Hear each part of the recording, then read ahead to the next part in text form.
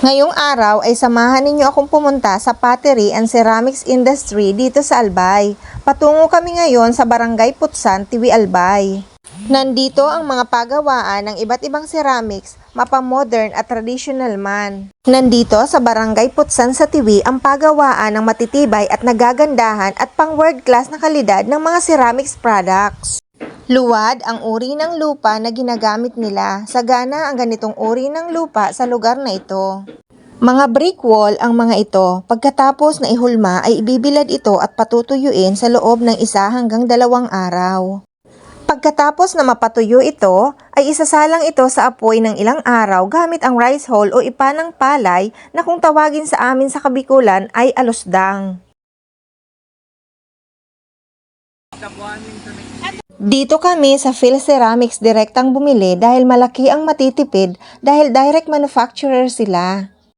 Halos lahat ng klase ng ceramics at pots ay kanilang ginagawa dito. Meron din sila dito na made to order tulad na lamang ng water fountain na ito. Yan po mismo. Pati kuryente ah? Iyo po. Yung kikwi lang. Pag yung kuryente, yung generator, pwede yun. Pwede dyan. Kaso lang, medyo go, natamati mo si Rarong. Yan ang 16,000 iyan pag pinagiwadig din. Pwede lang. Depo, uni po, sana niyo. Sa... Okay. Ano yung kang manok? Pwede ba? Aren? Iyan? Huna, pagiging mo baga na masita sa...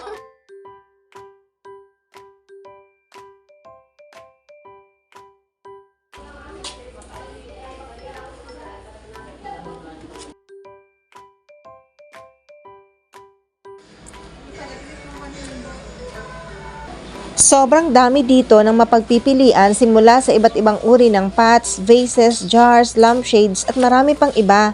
Simula sa presyo na 3 for 100, malalaking jars na 500 to 900 ang bawat isa.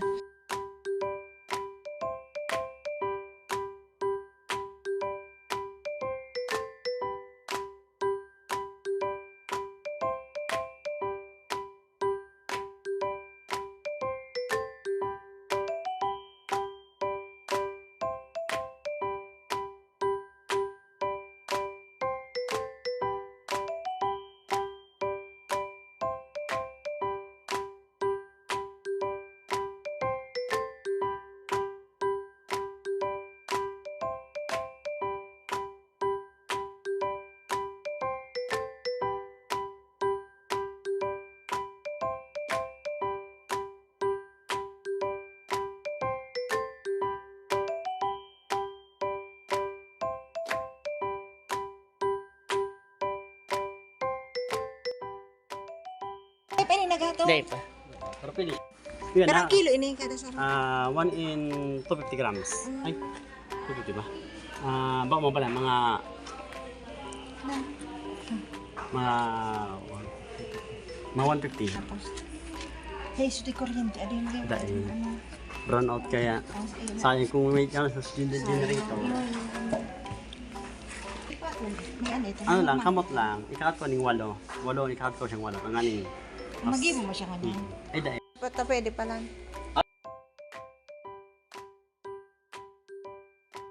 Kapag pumunta ka sa lugar na ito ay kaliwat kanan ang mga pagawaan ng craft and pottery dahil sa karamihan ng residente dito ay ito ang kanilang hanap buhay. Nadaanan namin itong si tatay na kasalukuyang gumagawa ng kanyang mga paninda. Tradisyonal na pamamaraan ang kanyang gamit sa paggawa ng kanyang mga produkto. Ayon kay tatay ay dekada na siya sa ganitong gawain simula pagkabata ay ito na ang kanyang nakagisnang hanap buhay. Paggawa ng malalaking paso ang karamihan sa kanyang ginagawa. Sa sobrang tagal niya na sa hanap buhay, imagine inaabot na lamang siya ng 10 minutes sa pagtapos ng isang paso. Ayon sa kanya, may mga grupo din na nagbibenta sa kanya ng luwad. Ang luwad kasi na ginagamit nila ay dumadaan din sa ilang proseso na kung tawagin ay pagpipino bago ito maihulma at makagawa ng panibagong produkto.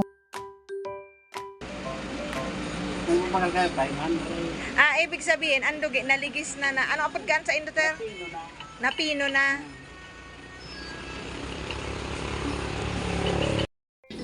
Ang luwad o dalipay sa amin dito sa Kabikulan ay uri ng lupa na sobrang malambot, madikit at makapit.